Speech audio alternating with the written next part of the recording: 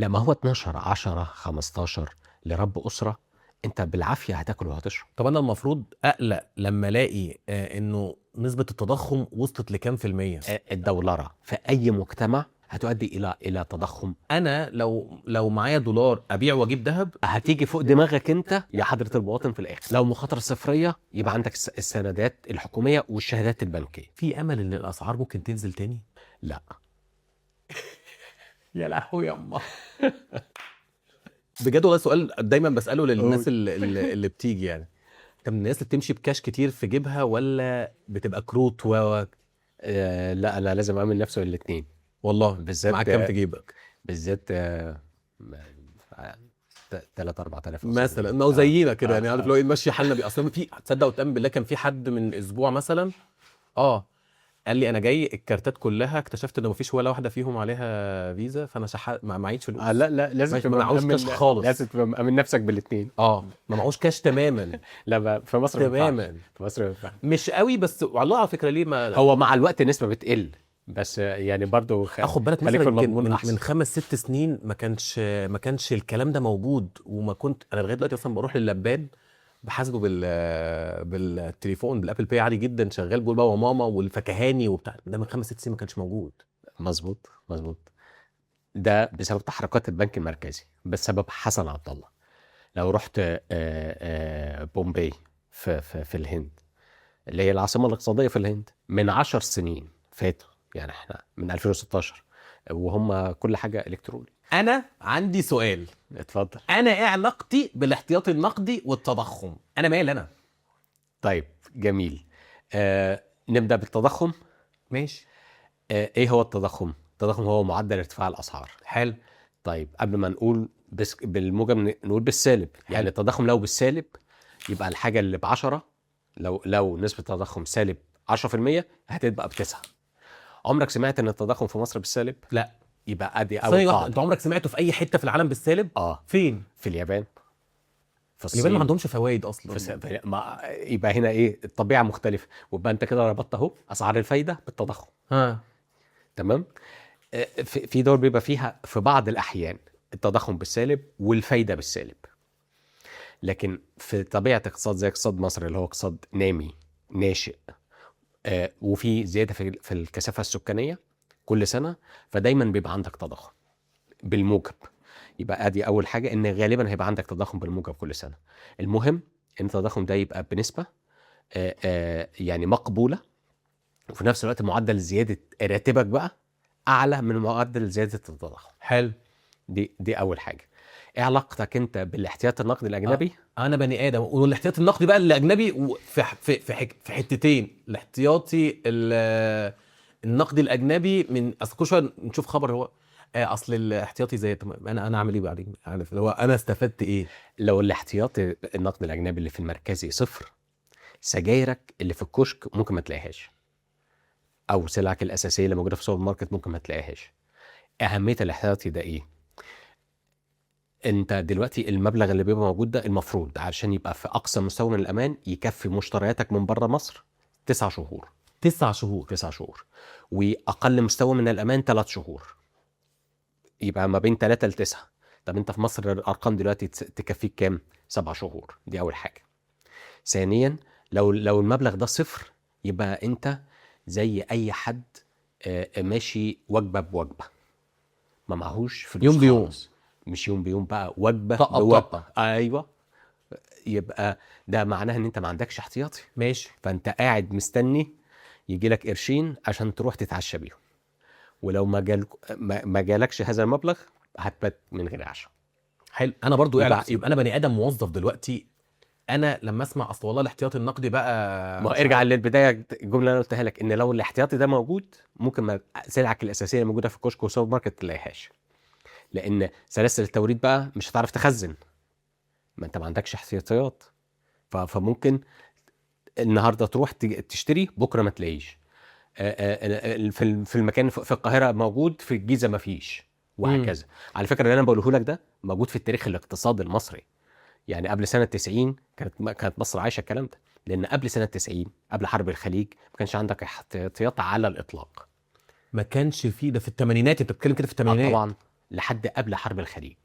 احتياطات الخليج الثانيه كده، الحرب الخليج غزو الكويت التاني، يعني. غزو الكويت مظبوط، لحد قبل 91 احتياطاتك تقريبا كانت صفر. صفر. طبعا. انا في حاجات في اواخر الثمانينات، بس يعني ما اعرفش ينفع نقولها دلوقتي ولا لا. اقولها. لما كان بيجي لنا قسط، بيبقى علينا قسط استحقاق قيمته 250 مليون دولار، لو مبلغ مش كبير. كان البنك المركزي بينزل يلم الدولارات اللي موجوده في السوق، وفي السوق في السوق وفي السوق السوداء وتجار العمله، عشان تعرف تجمع 250 مليون دولار عشان ما يحصلش ديفولت، عشان ما يحصلش ان الدوله تكون مش قادره افلاس. اه الكلام ده 86 87 88. والاحتياطاتك صفر.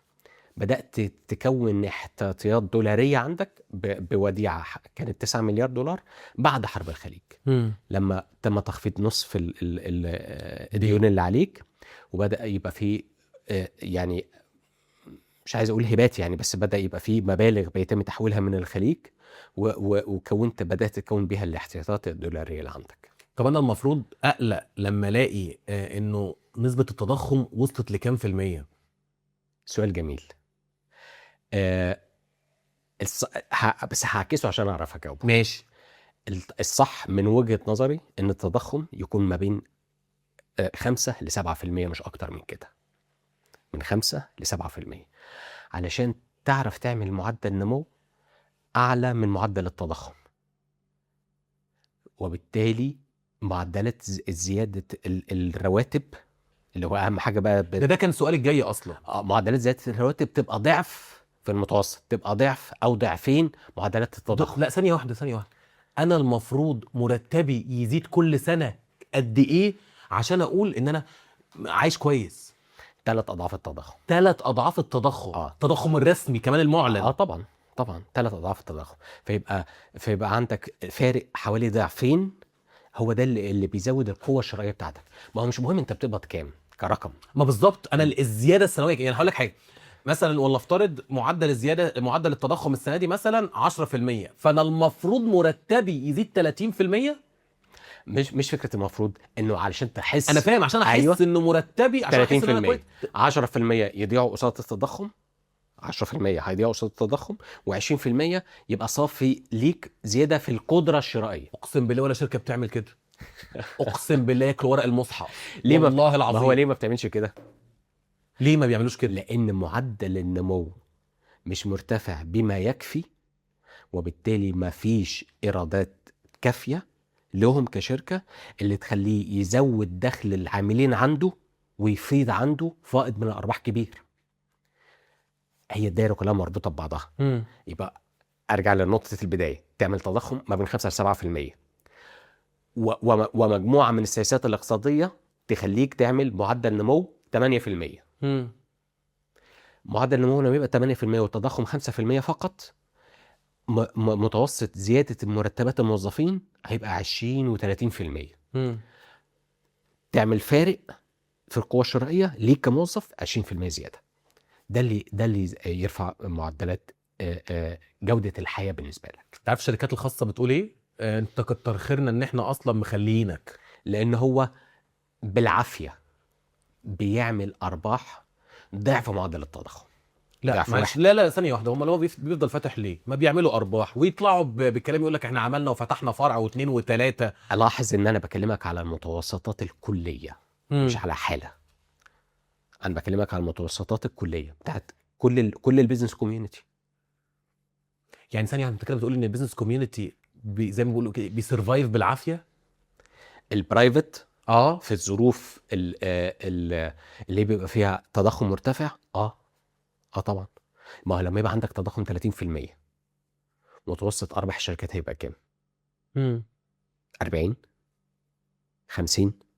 هو كده بيسرفايف، لان هو عنده تضخم 30% وباقي له 10 20%. حضرتك وحضراتكم كموظفين هتمسكوا في رقبته عشان عايزين زياده. انا عايز زياده، انا مش عارف اكفي نفسي. تمام. وهو لازم يعمل كده، لان هو لو ما زودكش هيخسرك، ولو خسرك ممكن ما يعرفش يستبدلك، يجيب الافضل منك. فهو مضطر ان هو كمان يحمل نفسه باعباء، بالاضافه لتغطيه التضخم، زياده للهيكل الموظفين اللي عنده. هيبقى هو كام في الاخر؟ 10% صافي ربح حقيقي على راس ماله. ما تنساش ان هو ما بيفكر، ان هو كصاحب عمل ما بيفكرش بدماغك. انت بتفكر ما عنديش مشكله. لا لا استنى، بمعنى ايه؟ انت بتفكر بارادك، يعني الاراد اللي يدخل جيبك. بمرتبي انا. هو بيفكر على العائد على راس ماله، لانه لو ما عملش العائد على راس ماله، انا يبقى اشتغل بلاها اصلا. يقفلها. انا اخد الفلوس دي احطها في سندات ولا احطها في ذهب ورايح دماغي. على فكره ناس كتيره جدا عملت كرجل كده. اعمال بيفكر على كده. فكره ناس كتيره عملت كده ايام الشهادات ال 25 و27، بتقول لك تمام. انا اصلا ما بعملش الرقم ده، صحيح. فابتدوا يحطوا فلوسهم في شهادات. بالظبط. ودلوقتي الناس متخيله هو الطبيعي ان الشهاده تبقى سنه والشهاده تبقى فوق ال 20. لا يا جماعه، مش ده الطبيعي. يعني الشهادات خلقتها مش انها سنه، ولا الارقام دي كانت ارقام طبيعيه. مظبوط مظبوط. طب انا عندي سؤال معلش، بما انك فتحت سيره اصحاب الشركات واللي بيقدموا خدمات والكلام ده كله. الدولار لما بيغلي، الدولار ينزل يقول لك لا، ما عارف انت الميم بتاع محمد سعد ولا شافي، مش شايفه اصلا ليه. طيب في حاجه اسمها تكلفه الاستبدال. انت دلوقتي رجل اعمال، وفكره ان انت رجل اعمال دي انت ممكن تبقى صاحب كشك، يعني مش معناها ان انت راجل ملياردير. تمام. عندك عمل، صاحب عمل حلو. عندك بضائع ب100,000 جنيه. تمام.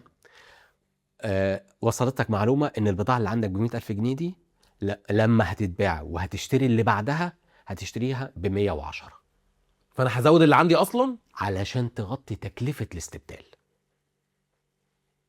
لانك لو بعت اللي عندك ب100 يبقى انت هتستبدل بضاعه تساوي 90% من هي بس اللي عندي ما تسواش بقى التركه دي تساوي 90% من اللي كان عندك. يبقى انت حققت خساره على راس مالك تساوي 10%. طب ولما بترخص؟ لما ما هو بترخص بيعمل عبيط بقى، الحاجه تيجي ترخص من هنا يعملوا عبط. ليه بقى؟ ليه؟ علشان في ضعف الكفاءه في الاسواق. يعني ايه؟ يعني مفيش تنافسيه، يعني في احتكارات. لا معلش فهمني. افهمها لك. احنا بنقيس التضخم في مصر ازاي؟ وانت اللي هتقول لي. في حاجه اسمها مؤشر التضخم، صح. المؤشر التضخم ده اللي احنا بنقول عليه تضخم، دي تسميه مش سليمه ومش حقيقيه ومش المفروض تكون كده. التضخم لازم تقسمه 2. حاجه اسمها اسعار المستهلكين، مؤشر اسعار المستهلكين، وفي الاند يوزر يعني اللي هو انا وانت وفي حاجه تانية اسمها مؤشر اسعار المنتجين. اللي احنا بنقيسه ده بنقول عليه تضخم، ده مؤشر اسعار المستهلكين. يعني يعني احنا لما نروح نشتري حاجه كانت ب100 لقيناها ب110، يبقى التضخم كام؟ 10%. ده اسمه مؤشر اسعار المستهلكين مش التضخم. لازم تقيس قصاده بقى مؤشر اسعار المنتجين. يعني ايه؟ يعني المنتج كان بيدخل مدخلات انتاج ب100، زادت عليه بقت ب110، يبقى مؤشر اسعار المنتجين زاد بكام؟ 10% برضه. حلو. يبقى لما مهمة قياس مؤشر اسعار المنتجين دي هي كالاتي: ان اولا هتعرف منها بدري اذا كان في تضخم جاي ولا لا. لان لو مدخلات انتاجه زادت ب10% يبقى انت تتوقع ايه؟ ان مؤشر اسعار المستهلكين هيزيد ب10%، لان مدخلات انتاجه زادت ب10%. حلو. لكن لما مدخلات انتاجه تنزل ب5%، تبقى سالب 5%، والاسعار ما تنزلش بسالب 5%، يبقى هو حط الفرق ده في جيبه. ما هم كلهم بيعملوا كده. ما انت ما بتقيسوش بقى اصلا، انت مش عارف تقيسه. انت في مصر بتقيس ايه؟ المستهلك. مؤشر اسعار المستهلكين، وبتسميه تضخم. انت عشان تقيس التضخم لازم تقسمه للنصين، مستهلكين ومنتجين. مفيش حاجه بتقيس كده، مفيش معيار. مش موجود في مصر، ما بتقيسوش في مصر. ما بتقيس مؤشر اسعار المنتجين في مصر، ما عندكش احصائيات بيها اصلا. وده ياخدك لخانه التحول الرقمي والشمول المالي. انت عشان تعرف تقيس ده اصلا لازم يبقى عندك تحول رقمي وشمول مالي كامل عشان تعرف تقيسه، عشان تقدر تحدد. اولا يبقى خطوه السباقيه، ان لو مدخلات الانتاج زادت ب10% يبقى تتوقع ان الاسعار ايه؟ هتزيد ب10%، لان مدخلات الانتاج 10% زادت ب10%. طب العكس بقى، لو مدخلات الانتاج نزلت ب10% والاسعار في النهايه ما نزلتش ب10%، يبقى ده ضربه في جيبه. حلو. ساعتها هنا بقى هقفشه ازاي بقى؟ ساعتها هنا بقى في تحت مظله الشمول المالي. اولا بالاحصائيات، يبقى ترصدها الاول. ما انت دلوقتي ما بترصدش، مش عارف ترصد. ترصد احصائيا. بعد ما ترصد احصائيا، لا، لو الزياده اللي حصلت في الاسعار ناتجه عن ازمه، ثم الازمه راحت من غير ما هم يخفضوا الاسعار تاني، هنا بيبقى في عندك قدره بعد الرصد على التدخل الرقابي، انك تقول له ايه، انت دلوقتي في ربح عملته غير متكرر بسبب ازمه. لو الربح، لو ما خفضتش الاسعار، هفرض عليك ضريبه استثنائيه تعادل هذا الربح. انت عارف انت بتتكلم كده، تجيب بالي مين؟ الكلام ده حصل في فرنسا. انا عارف، انت عارف الكلام ده وانت بتحكيه حصل العربيات اكتر حاجه فجه مثلا. جدا قصاد عيني. عربيات اوفر برايس، اصل سمعنا ان الدولار هيزيد فقمنا مزودين العربيات. الدولار نزل يا جماعه، مفيش. بس اللي بيتفرج دلوقتي هيقول لك والله الراجل ده بيقول كلام يصعب على امثالي فهمه. انا كبني ادم باخد مرتب اخر الشهر، انا عايز اعرف مرتبي يكفيني ازاي، مرتبي يكفيني ازاي. مرتبك يكفيك ازاي؟ مرتبك يكفيك لو يعني قادر تشيل منه بشكل شهري فين الكلام ده؟ في اي صيغه استثماريه، في اي حاجه استثماريه. انا مش عارف اكفي مصاريفي. ما هو انت مش عارف تكفي مصاريفك علشان معدلات الدخل ما زادتش بما يعادل معدلات التضخم. حلو. يعني متفقين. يعني انا مش جاي انظر واقول ايه لا كل واحد لازم يعيد هيكله مرتباته والمرتبات جميله وزي الفل. لا، ما هو المرتبات ما زادتش في المجمل بقى كده، يعني في مجمل المشهد ما زادتش بما يعادل معدلات التضخم او باللي يدي زياده عن معدلات التضخم. ماشي، لكن هنخرج بره الحاله دي. انت امتى هتحس بتطور في حياتك؟ لما ما تبقاش بتفكر بان كل دخلك تنفقه بشكل استهلاكي، لازم جزء منه تنفقه بشكل استثماري. انت برضو ما جاوبتنيش. انا دلوقتي باخد 12 15 الف 20 الف 10,000، انا مش عارف اعيش. لا، ما هو 12 10 15 لرب اسره انت بالعافيه هتاكل وهتشرب. يعني ما هو لازم نبقى صراحه مع نفسنا. اسره بتقبض 10 12 15 هتاكل وتشرب وتسكن وتتعلم بالعافيه فقط. ما تطلبش من حد في الارقام دي ان هو يفكر بطريقه استثماريه. طب امتى؟ لكن داخل الارقام دي يقدر ولازم يطور من نفسه، يستثمر في نفسه عشان يعرف يعمل دخل اعلى. استثمارك في نفسك ممكن يكون بالمعرفه، مش شرط براس مال كبير. يعني ايا كان هو بيشتغل ايه، يبقى هيطلع اكتر عشان يبقى عنده معلومات اكتر. وده كلام تنظيم. ففنيات اكتر فيجيب فلوس انا بني ادم قدراتي يعني معقوله، مش لا عندي بقى طاقتين ان انا اخش على اليوتيوب ولا اتعلم. ما انت ما تسالنيش بقى، ما انت ما تسالنيش تقول لي اصل انا داخل 10,000 جنيه استثمر منهم ازاي، وعايزني ارد اقول لك تستثمر ازاي. لا ليه حقي. لا، ب 10,000 جنيه هتاكل وتشرب فقط. ب 10,000 جنيه هاكل واشرب بس؟ طبعا. ب 15,000 هتاكل وتشرب فقط. ب 20,000 هتاكل وتشرب فقط. تاكل وتشرب اسره بقى 4 افراد. هتاكل وهتشرب وهتتعلم وهتسكن وفقط. يعني من بعد ال20 ابتدي اقول في حاجه. في حاجه كراس مال، في حاجه تعرف توفرها تستثمرها.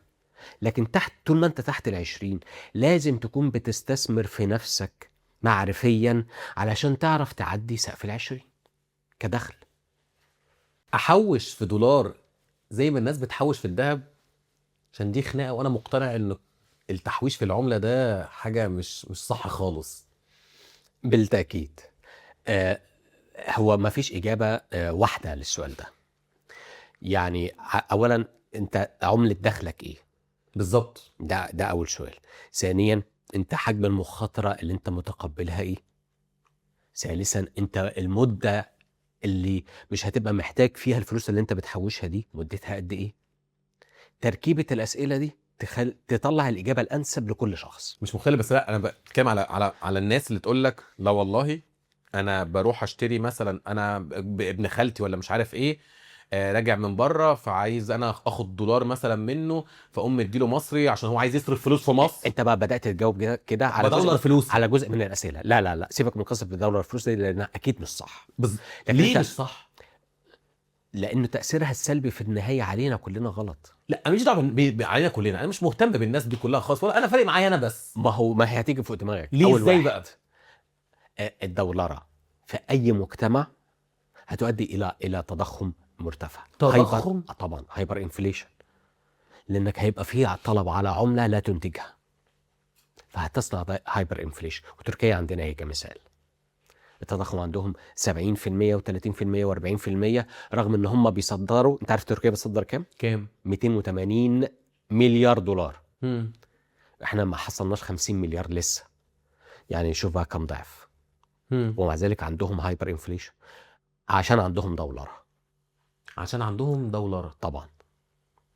فهتيجي فوق دماغك انت يا حضرة المواطن في الاخر. عارف انا عملت من فتره حلقه كده، قارنت من سنه 2000 لغايه 2025. انا لو كان معايا 50,000 اشتريت بيهم دولار، 50,000 اشتريت بيهم ذهب، 50,000 اشتريت بيهم فضه. كان اسوأهم بلا منازع كزياده الدولار. ماشي، ده اسوأهم، تمام. اسوأ نوع استثمار في الثلاثه الدولار. ما هو خد بالك انها دوله لل50,000 دي. بالظبط كده. انت ممكن لما تحط الفلوس في ذهب ممكن تسميها استثمار، لما تحطها في فضه ممكن تسميها استثمار، رغم ان انا عندي تحفظات، لانه انت حاططها في اداه غير منتجه. انت ما انتجتش حاجه لما اكتنست دولار، اسف، لما اكتنست ذهب ولما اكتنست فضه، انت ما انتجتش حاجه، فده مش استثمار. لكن هنركنها على جنب. لكن النقطه اللي مستحيل اتقبل ان احنا نقول عليها استثمار، هو ان انت تكون شلت الفلوس في عمله اللي هي الدولار. ده مش استثمار على الاطلاق، انت احتفظت بعمله، مش استثمار. المغترب اللي عايش بره فلوسه بيقبضها بالدولار. حلو. المغترب اللي عايش بره يخلي فلوسه دولار ولا يحولها مصري ولا ذهب ولا عقار؟ الجمله اللي هقولها دي ايوه، ما تقطعهاش، مش قاطعها والله، تخليها زي ما هي. ما تقطعش يا ابني حاجه يا ابني. من حقه ان هو يحتفظ بيها بالدولار داخل حسابه البنكي في مصر. ليه ما يغيرهاش مصري؟ يغيرها لما يجي يصرف. امم يعني انا ما بقولوش حولها فورا للجنيه المصري، وفي نفس الوقت مش صح ان هو يحتفظ بيها بالدولار مثلا خارج مصر، او يحولها من خلال بعيدا عن البنك لا مش محتاج احطها في البتاع في البنك عادي، وبحولها من البنك من حسابي مثلا الدولار للحساب المصري عادي. لا بس اوكي، احتفظ بدولارك في حسابك الدولاري داخل مصر. طب استثمر الدولار ده في ايه؟ وبعدين هتبدا بقى عايز تشتري شقه، فتحول من حسابك ده تشتري شقه، هتشتري عربيه، نفقات شهريه. في الحاله دي اوكي. ليه؟ لانك انت جايب العمله دي من خارج مصر، مدخل عمله من بره، عمله دخلك دولاريه، عمله دخلك دولاريه من خارج مصر، عايز تحتفظ بيها في حسابك الدولاري داخل مصر، اتس اوكي، ما فيش فيها مشكله. لا ده بقى اللي هو لا ضرر ولا ضرار. استثمر الدولار ده في ايه بقى اللي انا سايبه في البنك؟ ارجع بقى للثلاث اسئله اللي انا سالتها لك. يبقى انت اول سؤال ان انت عمله دخلك دولاريه، ماشي، يبقى عايز تحتفظ بيها في حسابك دولاري داخل مصر، ما فيش مشكله. حلو. السؤال الثاني بقى، نسبه تقبلك للمخاطره شكلها عامل ازاي؟ يعني عايز مخاطره صفريه متوسطه؟ لو مخاطره صفريه يبقى عندك السندات الحكوميه والشهادات البنكيه. لو مخاطره صفريه، الشهادات بالدولار عوائدها قليله، حولها بقى لمصر وخد عائد مرتفع. ماشي تمام. يبقى نسبه المخاطره صفريه، يبقى انت عندك سندات حكوميه وشهادات بنكيه. نسبه مخاطره متوسطه، عندك العقارات او ما شابه، تشتري عقار وتحاول تجيب منه ايراد، تأجره لو سكني، تأجره لو إداري أو تجاري. نسبة مخاطرتك مرتفعة، عندك حلين، لا إما تدخل في البورصة لو بتفهم بقى في الأوراق المالية، لا إما تبدأ تدخل في مشروع بشكل مباشر، ده الاستثمار المباشر. أدي 3 مستويات من تقبل المخاطرة. هتقول لي طب والذهب؟ هرجع بقى للحاجة اللي قلت لك في الأول، اكتناز الذهب مش استثمار. والفضة يعني كان المعدن الثمين، اكتنازهم حفظ للقيمة. لو معايا دولار، لما يبقى التضخم مرتفع هتكسب، ماشي. ولما الدنيا تستقر على مستوى العالم، اوعى تتخيل ان احتفاظك بالذهب او باي معدن ثمين هيجيب لك عائد استثماري. ليه؟ لان العالم في الوقت ده بيبقى بيحول كل اصوله لنقد ويشغلها. انا احتفظ بالذهب لو انت عايز كمصدر كمخزن للقيمه، او كأداة لمخزن، او مخزن للقيمه كأداة لحفظ القيمه في حاله الاضطرابات فقط، سواء كانت اضطرابات جيوسياسيه او ماليه. لكن لما العالم يبدأ ينتج وينطلق، اوعى تحتفظ بأي معدن نفيس، لأن العالم في الوقت ده بيتخلص من المعادن النفيسة الغير منتجة دي وبيحولها كاش ينتج بيها. فاركب الموجة بتاعت الانتاج بالاستثمار المباشر. انا لو معايا دولار ابيع واجيب ذهب؟ لا، الاسئله المباشره دي مش بالشكل ده. ما هو ده بتسأله، اقسم بالله بتسأله. انا واحد مغترب، انا عايش في السعوديه، عايش في الامارات، مش عارف ايه الكلام ده كله، مرتبي بده ابيع واجيب ذهب. ارجع بقى للثلاث اسئله دول. انت عايز تعمل ايه؟ عايز مخزن للقيمه لمده 10 15 20 سنه؟ خلاص اشتري ده. متقبل المخاطره متوسطه؟ اشتري عقار واجره. بتفهم بقى في الاوراق الماليه وفي الاقتصاد؟ يبقى عندك حل من الاثنين: لا تشتري اسهم وتدخل البورصه وتشتري اسهم، لا تشوف حد شريك معاك وتبداوا مشروع. اللي على المعاش ده يعمل ايه؟ انا باخد معاش وانا شخص لازم يبقى عنده دخل تاني. فعلا؟ طبعا. هيعمل جيب ده منين؟ بالاجابه على الثلاث اسئله دول. عنده اللي على المعاش المفروض ان هو عنده مدخر. ما عنده مدخر وما عندوش اصلا، وجوز عياله خلاص وقعد هو ومراته، ربنا يديهم الصحه، معاشهم هما الاثنين مثلا ايا كان بقى الرقم هو ايه، عايشين بيجيبوا ادويتهم بيجيبوا حاجتهم، بس هو عايز برضو ما يتحوكش لحد. تمام. ونسبه المخاطره او قابليه المخاطره عند الناس الكبيره شويه تبقى قليله. هو مش عايز لا اوراق ماليه ولا الكلام ده ولا مش حلو. يعمل ايه؟ يبقى لا اما لو صفر مخاطره يشتري سندات حكوميه او شهادات بنكيه، ده صفر مخاطره وهتجيب له عائد. عارف هيقول لك ايه؟ هيقول لك قيمه الشهادات وقيمه الفلوس في الشهادات بتنزل مع التضخم. يبقى عنده الحل التاني، ان هو يبقى عنده عقار بيجيب له عائد. مع التضخم قيمه العقار بترتفع، وفي نفس الوقت بيجيب له عائد والعائد نفسه بيرتفع. بالنسبه لحالات المتقاعدين دول انسب حاجتين ليهم: لا صفر مخاطره، لا متوسط مخاطره، فعقار. بس ده الانسب لحالتهم. ايوه. لكن هيكتنز مثلا، او يعني اللي هو مخزن للقيمه في الذهب مش هيجيب له عائد. هو قاعد مستني كل شهر عايز يدفع ايجاره وعايز ادويته وعايز اكله وشربه. الذهب مش هيجيب له عائد. والذهب هيزيد امتى؟ في حالات الاضطراب، سواء كان مالي، الحالات الاضطراب العالمي سواء كانت مالي او او جيوسياسي. طب افرض انه الحاله دلوقتي مش حاله اضطراب، هو الواقع اللي احنا فيه دلوقتي حاله اضطراب، عشان كده الذهب بيزيد وهيزيد. لكن ما بعدها لا، بيزيد فين؟ ده الذهب بيقل. ما هو الذهب بيقل دلوقتي، لكن على المدى المتوسط لسه في موجة ارتفاع. هنجيله دلوقتي الذهب. بس انا عندي سؤال عن الدولار، لانه الناس كل شويه تقول لك الحق ده الدولار عالي، الدولار نرجع نزل، مش عارف ايه. احنا دلوقتي واحنا بنصور شهر 7 في اخر 7 2026، النص الثاني من 2026 الدولار رايح على فين ومكمل بقى في 2027 ايه؟ في احتمالين او في سيناريوهين. يعني السيناريو الاولاني انه الظرف الجيوسياسي اللي احنا عايشينه دلوقتي بتاع حرب ايران وامريكا لم يتصاعد بشكل حاد. نهار اسود كله ما تصاعدش؟ لان انت ما دخلتش في حرب اقليميه شامله، بل بالعكس، ده حتى هذه اللحظه امريكا ناجحه جدا في ان هي تقلل التبعات الاقتصاديه للحرب. ترامب كان عايز ياخد نوبل للسلام، صح؟ ومش هياخدها. لا، مش ما خدهاش ومش هياخدها. بس لو انا هديله جايزه اسمها نوبل في السيطره على الاسعار في الاسواق. كده ومسيطرين على الاسعار؟ طبعا. ده مخدر. ده هم ما بيشتغلش رئيس جمهوريه امريكا، ده بيشتغل طبيب تخدير. كل تصريح تصعيدي او كل فعل عسكري تصعيدي بعد منه في تصريح واثنين وثلاثه مخدرات للاسواق. وحتى بعض التصريحات بتبقى ايام ايه قبل فتح السوق، يعني يعمل التصعيد في الويك اند، ومع في يوم الجمعه والسبت، ومع نهايه السبت ويوم الاحد يلم الكهارب. تمام، يدي حقن التخدير للاسواق. طيب نرجع تاني للسؤال. انا ففي سيناريوهين. السيناريو الاولاني انه مفيش تصعيد كبير، او زي ما احنا خلينا نقولها مفيش حرب اقليميه شامله. في الحاله دي سعر الدولار في راينا يعني ما بين 48 ل 50.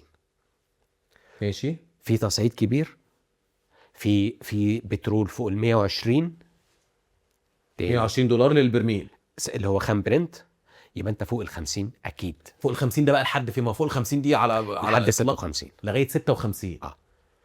ده في النص. خلينا اقول لك، هرجع لورا شهرين ثلاثه، ان مع بدايه الحرب الايرانيه الامريكيه من اول يوم على طول مباشره، فلما اتسالت كنت بقول حاجتين. كنت بقول ان الدولار هيرتفع لما بين 54 ل 56 وان التضخم هيزيد ما بين 3 ل 5%. ماشي تمام. فالامرين تقريبا حصلوا في الموجه الاولى للحرب. انت رحت ل 55 ورجعت نزلت، فانت غالبا ممكن تقرب لنفس المستويات. مهما حصل، رايي الشخصي، مهما حصل مش المفروض الجنيه ينزل امام الدولار تحت 56 مهما حصل. في امل نرجع ل 46 والارقام دي تاني و47؟ لا. ليه؟ وغلط انك ترجع لها، لانك لو رجعت لها يبقى الدولار رخيص. ما يرخص. لا، رخيص بمعنى ان هو اقل من قيمته. فترجع تعيد الدوره اللي انت بتعيشها بتاعت رفع الفايده وبتاعت اللي هي تبدا الاول بان الدولار يبقى رخيص، بقى ارخص مما ينبغي. لحد هنا بتتكلم عالميا مش محليا؟ لا، بتكلم محليا. طبعا الدوره اللي انت بقالك 50 سنه بتكررها، في كل مره تعمل اصلاح مالي وترفع سعر الجنيه امام الدولار. تتخيل ان ده كده نهايه الاصلاح. احنا بنعمل الكلام ده من ايام ما كان الدولار بجنيه، من ايام ما كان الدولار تحت الجنيه. في تصريحات هتلاقيها في الثمانينات ان يعني لن يهزنا كحكومه، يعني بتصرح بتقول مش هيهزنا ان الدولار يبقى بجنيه اي ما كان ب 80 قرش، ما تلاقوش حتى لو الدولار بقى بجنيه. فتعمل الاصلاح المالي وتخفض قيمه الجنيه امام الدولار، وتخليه مثلا بالسعر العادل اللي هو كام 5 جنيه مثلا يعني. وتتخيل ان ده كده نهايه الاصلاح، وتستمر في نفس الاخطاء اللي بترفع عندك معدلات التضخم وانت مثبت سعر الدولار لحد ما يصل سعر الدولار الحقيقي ان هو يبقى نص السعر اللي انت سامح بيه. يعني مثلا يبقى المفروض سعر الدولار يبقى 10 جنيه وانت مثبته عند 5 جنيه. لا مش مثبته، انا سايبه انا بقول لك اللي كان بيحصل قبل كده. فلما يحصل كده تلاقي الدولار يشح في السوق، محدش هيبيعه ب5 وهو سعره الحقيقي 10. فهتضطر تسيبه فيطلع فوق سودا فجأة، تضطر تسيبه يتحرك فجأة من 5 ل 10. فيحصل عندك موجة تضخم مرتفع.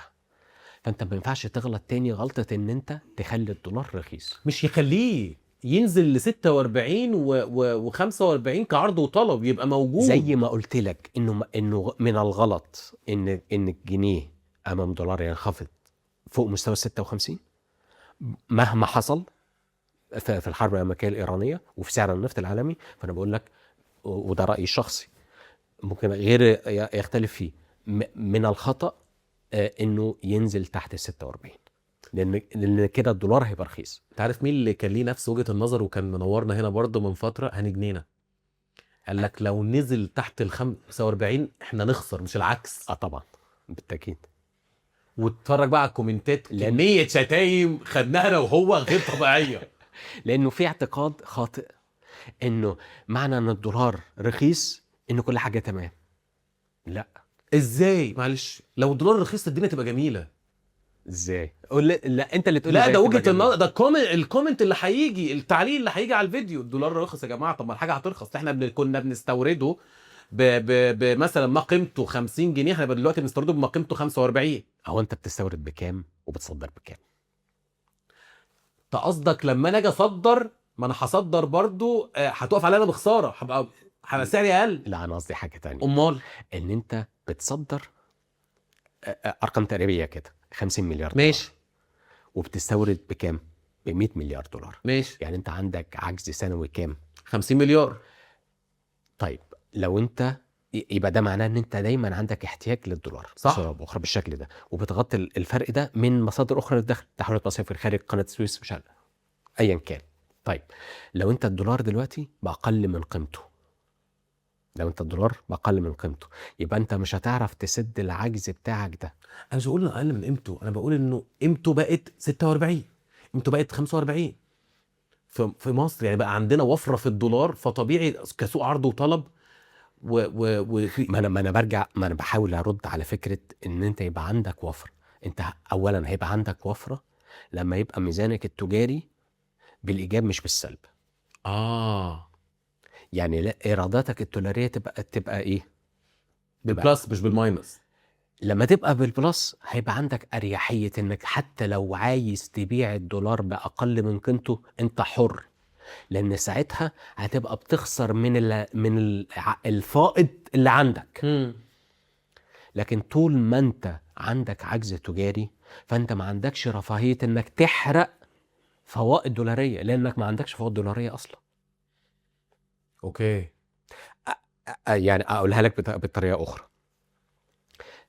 لو فرضا التضخم بتاعك في مصر نفس المعدل بتاع امريكا، يبقى انت ثبت معدل التضخم في مصر زي امريكا، وعندك فوائد دولاريه في الميزان التجاري بتاعك 50 مليار دولار. عايز ترخص سعر الدولار ومقابل ذلك انك تبقى بتحرق جزء من هذه الفوائد، خلاص انت حر. لكن لو انت عندك عجز هتحرق منين؟ طب انت بتتكلم كده 56 لغايه اخر 26. انا ما قلتش انه هيبقى ب56. لا يعني اقصى حاجه، لا مش كده، بتكلم في مش يعني انا بقول مش لا متوقع انه يزيد. لو السيناريو الاسوأ، يعني الاسوأ انه يبقى 56، ده اسوأ حاجه. انك ترجع تاني للمستويات اللي انت بالزبط. عملتها من 3 شهور بالظبط. هل ده بينطبق على 2027 برضو؟ يعني لو برضو اللي انا بقوله ده ل 18 شهر قدام، 18 لاخر 27. لاخر 27. انا محتاج بقى يبقى فيك عندي كام في حساب البنك عشان اقول ايه ده انا غني؟ ايوه. لا، هنا هترجع لمعايير معينه اللي هي اللي هو كواليتي اوف لايف، مؤشرات جوده الحياه. فالرقم اللي احنا بنتكلم فيه ده يعني تضربه في 2 عشان تبدا يبقى عندك فائض في الدخل تعرف تستثمره. يعني لو قلنا ال20 يكفي الاسره هتاكل وتشرب بيهم وتسكن وتتعلم، يبقى اضربهم في 2 عشان تعرف ال20 اللي باقيين دول تبدأ تستثمرهم في حاجة من خلالها دخلك يزيد. في امل ان الاسعار ممكن تنزل تاني؟ لا. يا لهوي يا امه.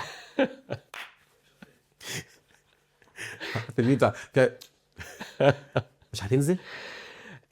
ما هو يعني مش بروباجندا سياسية بقى ولا ايه؟ صح. طيب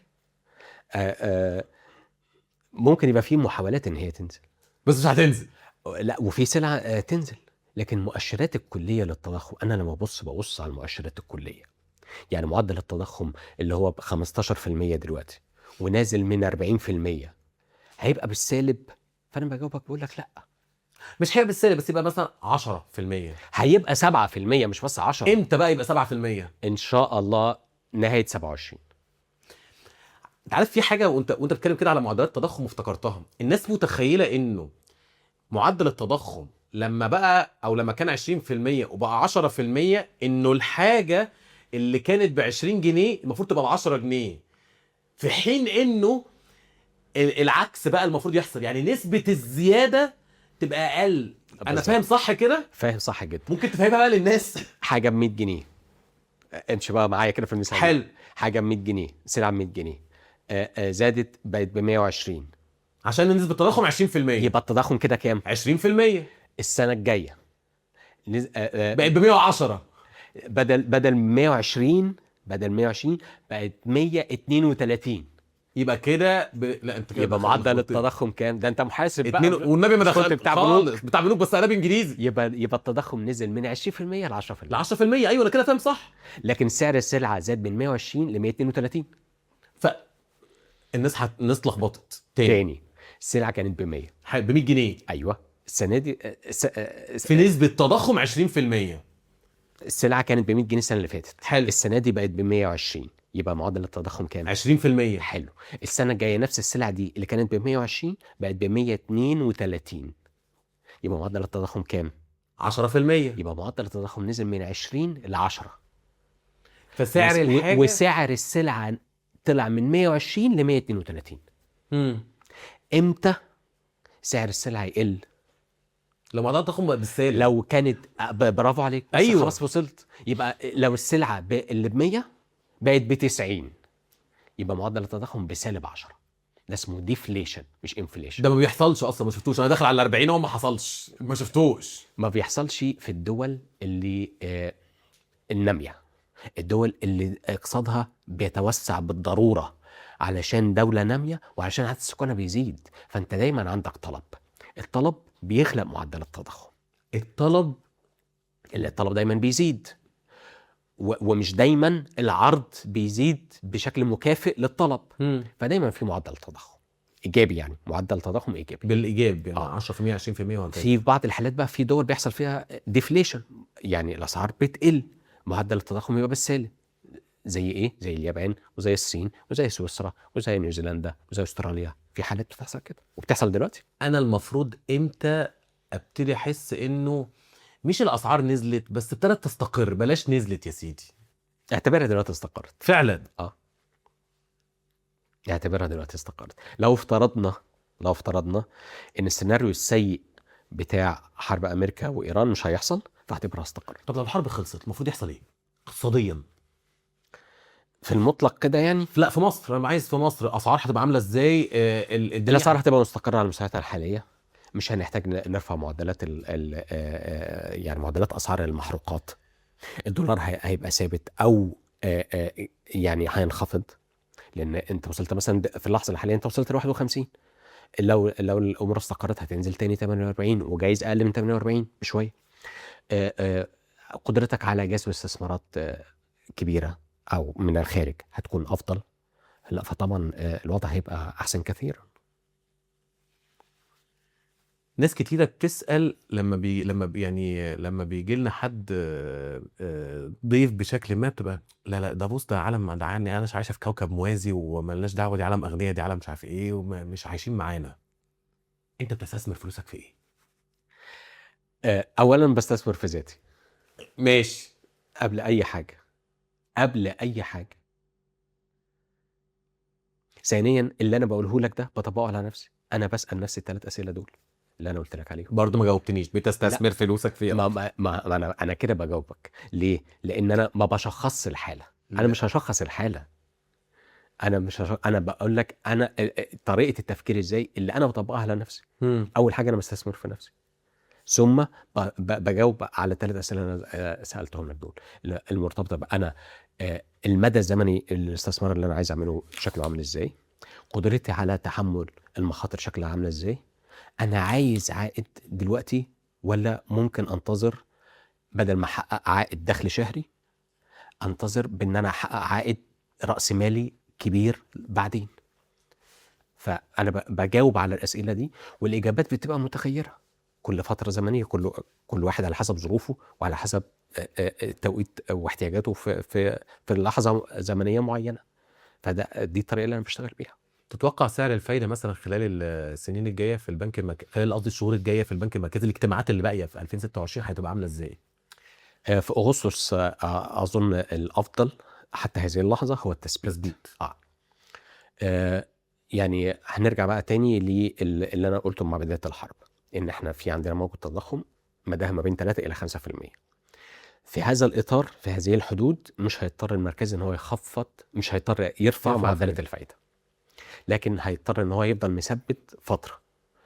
اذا الموجه كان هو ده حدها الاقصى 5% ثم بدات تنخفض، يبقى ممكن مع نهايه العام وبدايه العام الجديد يبقى في معاوده لتخفيض معدلات الفائده.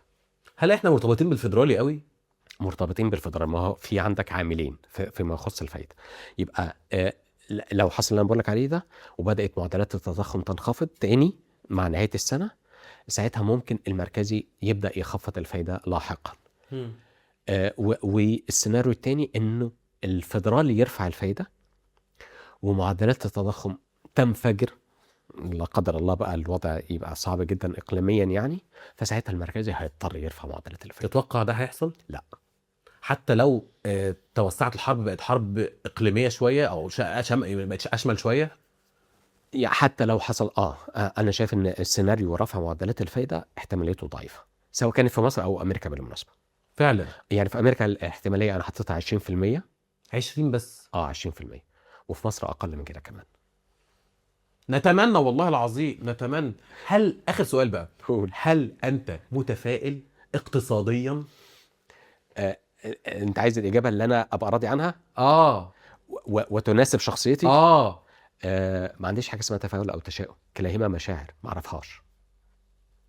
اوكي. يعني لما تيجي تتعامل مع الشأن العام لا تتفائل ولا تتشائم، انا بتعامل مع بيانات. انت شايف البيانات رايحه على فين؟ ايجابيه. بس ده اللي انا عايز اعرفه، بس كده. حتى مع اتساع رقعة الحرب او احتمال سيناريو ان يبقى فيه نوش اكتر يعني. مظبوط. ايجابيه رغم ده كله. ليه نحط المعايير. انت نفذت اصلاح مالي عنيف وقوي، يتبقى انك تستكمله باصلاحات هيكليه. خلينا نقول بقى كلمتين كده ايه شعبول الكلام، الله يسترك. ماشي. انت مرة واثنين وثلاثة وعشرة على مدار 50 سنة اللي فاتت تعمل اصلاح مالي وما تستكملهوش باصلاح هيكلي. حلو. اللي هو ايه الاصلاح الهيكلي؟ حاضر. فتعمل اصلاح مالي وتخفض سعر الجنيه امام الدولار، وترفع الدعم على المحروقات، وتفتكر ان ده كده نهاية المطاف، وتسيب البيروقراطية زي ما هي، وما ترفعش تنافسية الاسواق، وما تعملش تحول رقمي وشمول مالي، فترجع وتنفذ سياسات تنمية نمو تضخمي بالاستدانة، ترفع معدل النمو بالاستدانة. فكل السياسات دي تخليك تاني عندك نفس المشكلة المالية. نرجع لنقطة الصفر تاني يعني. طول 50 سنة اللي فاتت من 74 وانت بتغلط نفس الغلطة مرة كل 10 سنين 8 سنين 15 سنة، بعدين الريت بقى أسرع شوية كل 4 سنين و5 سنين. املي واعتقادي انا شايف ان في اراده ان المره دي ما نغلطش نفس الغلطه، وانك تنفذ الاصلاح الهيكلي، وانك تجتذب استثمارات اجنبيه مباشره مستهدفه التصدير. هاخد وقت قد ايه ده؟ وانك تعمل تحول رقمي وشمول مالي، والمركزي ماشي كويس في الموضوع ده.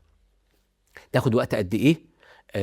يعني انت لازم تكون بدات فيه، مش هتبدا فيه، لان الاستثمارات دي جذبها مش سهل، والعائد بتاعها مش فوري. المليار دولار اللي بيدخل لك النهارده هيبدا يصدر، ده لو هو ينفع يصدر بعد سنه ونص. فاملي واعتقادي انه باذن الله الاصلاحات الهيكليه المره دي هننفذها، علشان ما عادش عندنا فرصه لتمويلات اجنبيه تعمل بها اصلاح مالي. خلاص، انت خدت اقصى ما تقدر تاخده من صندوق النقد الدولي، اقصى ما تقدر تاخده من البنك الدولي، اقصى ما تقدر تاخده من الاتحاد الاوروبي، اقصى ما تقدر تاخده كمساعدات من الاشقاء في الخليج. فما عادش عندك كوشن تتسند عليها، استنفذتها كلها. فلازم تقاوم او تكافح المقاومه الداخليه اللي عندك جوه البيروقراطيه الحكوميه، اللي كل مره في ال50 سنه اللي فاتت بتعطل الاصلاحات الهيكليه عشان دوائر المنفعه والاستفاده المباشره. في حاجه كنت حابب اسالها، ان انا اسالها لك يعني وما سالتهاش. لا، ده انت سالت في كل حاجه والله، كل اتجاه. بس عجبني ردك، كنت بتقول ايه؟ في امل لا لا. ربنا يستر ان شاء الله يا رب، ان شاء الله.